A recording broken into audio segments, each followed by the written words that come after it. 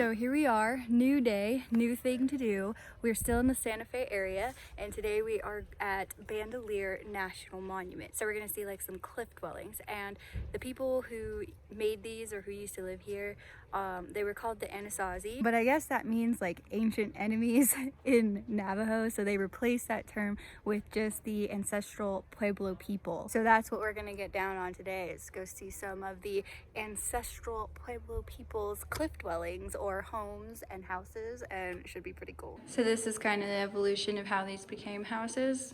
Volcano, tough, house, pretty cool. This is one of my favorite things, when they show you the poop of all the animals in the area.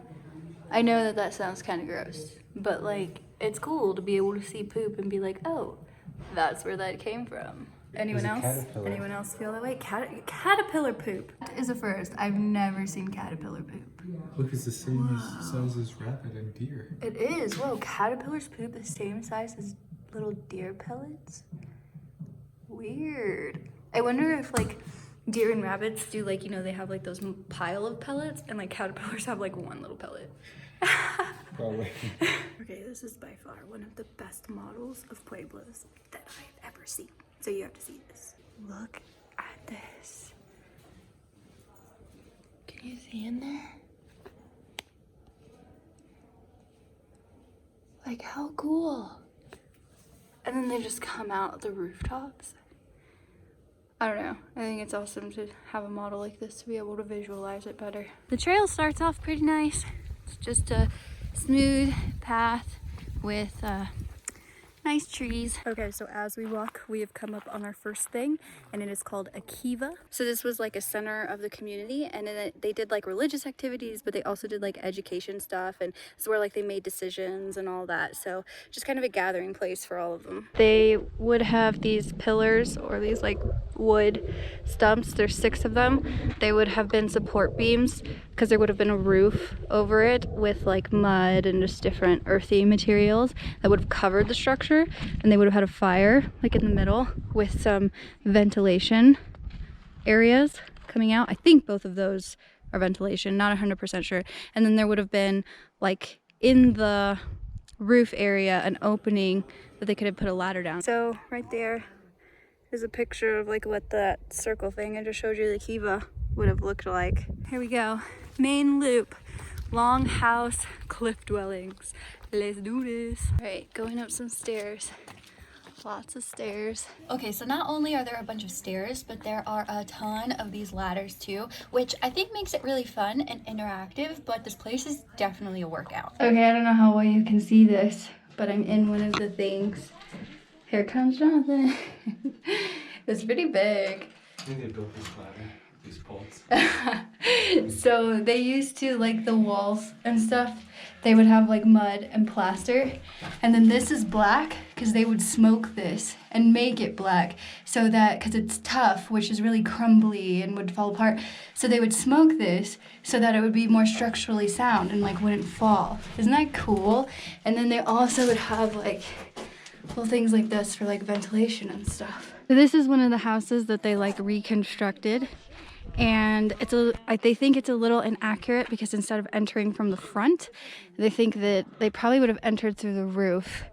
But going in here, again, this is where, look, they've got another master bedroom back there. What's up? But yeah, so other than them entering in a different spot, I think this is, I don't know, pretty accurate. As I said before, many stairs and many ladders, but this dwelling was probably by far the coolest because I think it was the biggest. So this one's pretty cool because it's got multiple rooms. So you've got that room over there where they're at.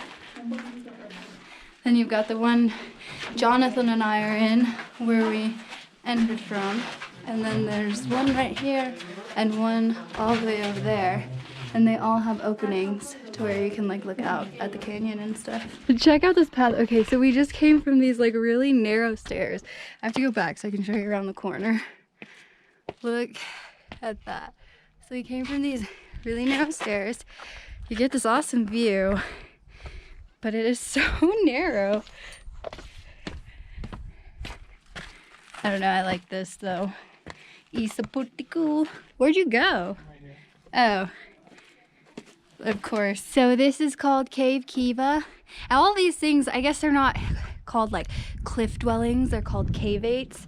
But I don't like that word because the way it's spelled, it looks to me like it should be like cavate or something. So anyways, this one's closed temporarily, but it was where they would like weave and stuff. And I guess traditionally that was actually done by the men. So there's that one. Here's the view from where we are. That's kind of fun. Look at this. Winding the... How awesome. I don't know how well you can see this, but there's some petroglyphs. There's like some little turkeys and stuff. Because they had dogs as like pets and companions, but they had turkeys for eating and feathers and, you know, whatever you use turkeys for as an Anasazi. Check out this walk though. Look at that! Like, how fun. What a cool place to live. Just going to my friend's house, Mom. No big deal. Okay, we just finished the self-guided tour walk thingy with all those dwellings or cavates. And now we're gonna continue on another half mile. You can go to this place called the Alcove House, which is, I've heard and seen pictures, and looks amazing. So we're gonna go check it out. It's only half a mile. Right now, what elevation are we at? 6,600? Yeah, so roughly like 6,600. So the sun's kind of cray, but it's really not that bad. It's kind of a nice day. And look at the view from here. Like what? That's just like that whole area over there, lining. I can't do this backwards. That's where we came from. So no matter where you go here, it's very scenic.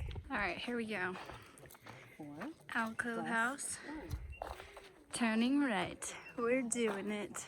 This is what I like to see. 140-foot vertical ascent via ladders and stairs required. Let's go. Fun stuff ahead. So as we're walking to the Alcove House, which I think used to be called the Ceremonial something, which I can't remember, I'll check in a second.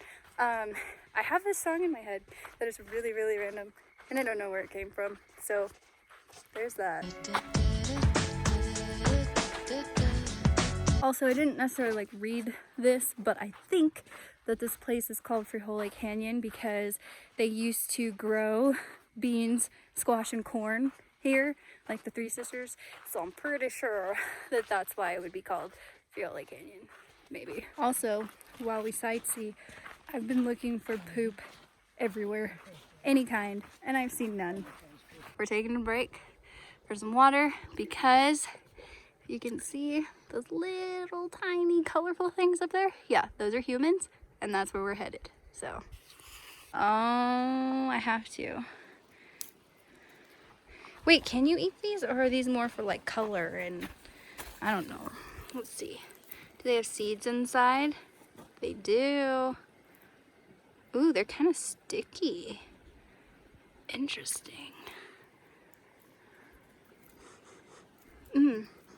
I don't really know what they smell like, but fun. Those are like a really nice orangish red. Okay, now I need to find a creek. Oh, it's right there. I'm gonna fall in. All right, we're here. Time for the 140-foot ladder climb. Between all the ladders, not just this ladder, obviously. He's doing no hands. Look at him go. No hands. Because he's carrying a bunch of stuff.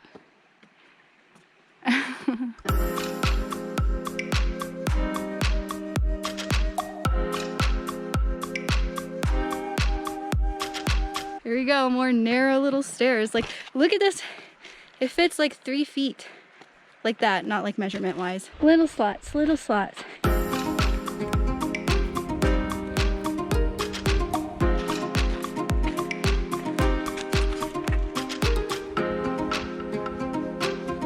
Another ladder. Alexander.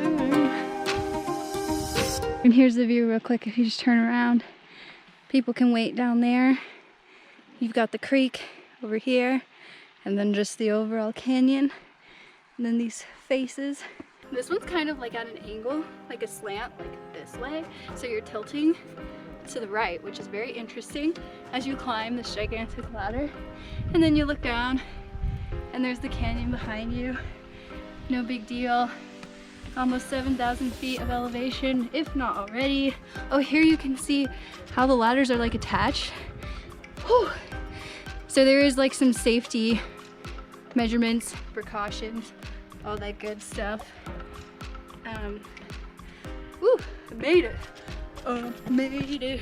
Now it's Jonathan's turn, and there's another ladder. He's coming up.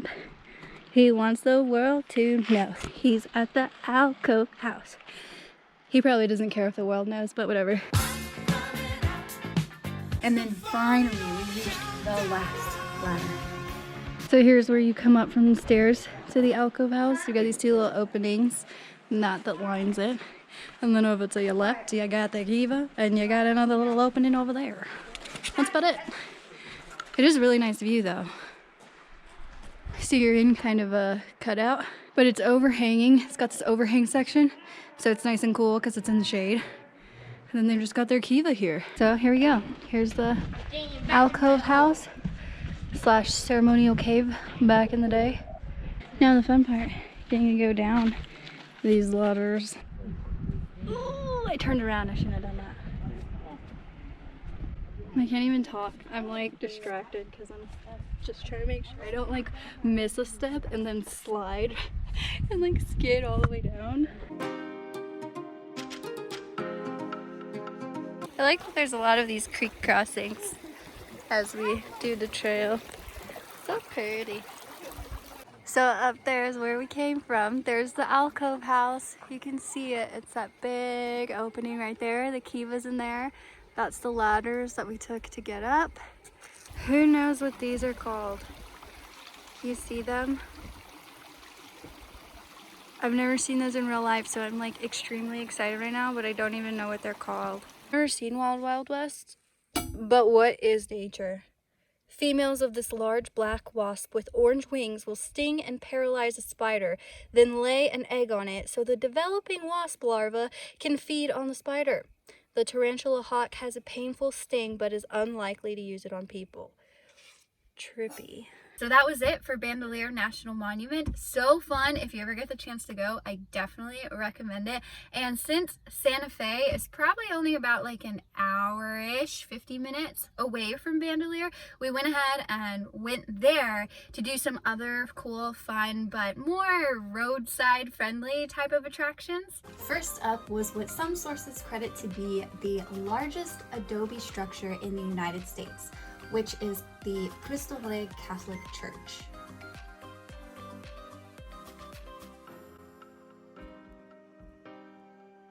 Then there was the oldest known church in the continental US, which is the San Miguel Mission, and it was built sometime between 1610 and 1626. And then lastly was the oldest house in the US. That's crazy. It used to have 2 stories. I'll show you a picture. Here's the picture of what the house looked like back in the day. And this you can actually go inside for free and check out all of the items that they have in there and walk around, which is really fun. So this is the first room of 2.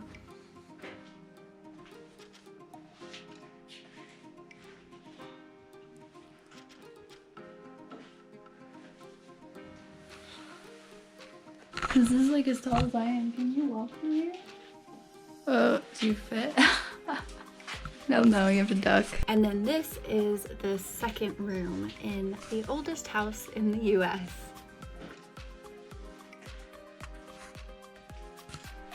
So I guess in 2005, this guy who was the director of the San Miguel Mission brought a 100-year-old coffin claiming to have some guy's body in it that got beheaded by these 2 witches after he told them that they made him a faulty love potion. So then they beheaded him, and somehow he ended up in like a coffin, and now it's here. So this is like, oh, my shadow's in the way. A plaster model of, what is his name? Juan Espinoza is the guy who apparently got beheaded. And so his actual remains, I guess, are in Paris, and this is just a plaster. like model, but yeah, interesting. And that, my friends, wraps up our New Mexico adventures. I hope you enjoyed this, and I'll see you next time.